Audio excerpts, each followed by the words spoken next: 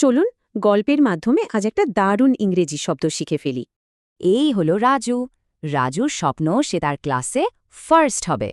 কিন্তু সমস্যা হলো পড়াশোনা করতে তার একদমই ভালো লাগে না, সে খালি শর্টকাট খোঁজে।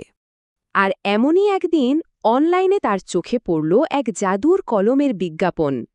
বিজ্ঞাপনে বলা হচ্ছে এই কলম ব্যবহার করলেই নাকি পড়াশোনা ছাড়া ফার্স্ট হওয়া যাবে। রাজু তো মহা খুশি, কিন্তু ভাবুন তো এই কথাটা কি সত্যি হতে পারে?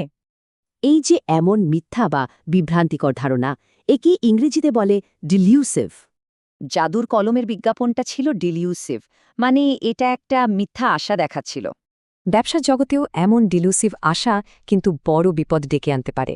ঠিক তেমনি কোনো ভুল পরিকল্পনার উপর ডিলিউসিভ বিশ্বাস রাখলে তার ফল ভালো হয় না। তাহলে ডিলিউসিভ মানে হলো মিথ্যা ধারণা। আচ্ছা, এই কাজটাকে কি বলে? কাউকে এমন মিথ্যা ধারণা দেওয়া বা প্রতারণা করাকে ইংরেজিতে বলে টু ডেলিউড। তাহলে ডিলুসিভ আর ডিলুডের মধ্যে আসল পার্থক্যটা কি দাঁড়ালো? ওই বিজ্ঞাপনটা রাজুকে ডিলিউট করার মানে ধোঁকা দেওয়ার চেষ্টা করছিল। আর রাজুও সেই ফাঁদে পা দিয়ে টাকা দিয়ে কলমটা কিনে ফেলল। কিন্তু কলমটা হাতে পেয়েই সে বুঝল এটা তো একটা সাধারণ কলম। তার মানে একটা ডিলিউসিভ বিজ্ঞাপন তাকে ডিলিউট করেছে। দারুণ একটা উদাহরণ, তাই না? রাজু সেদিন একটা বড় শিক্ষা পেল, আসলে সাফল্যের কোনো শর্টকাট হয় না। এবার একটু ভাবুন তো, আমাদের আশেপাশে এমন ডিলিউসিভ জিনিস আর কি কি আছে?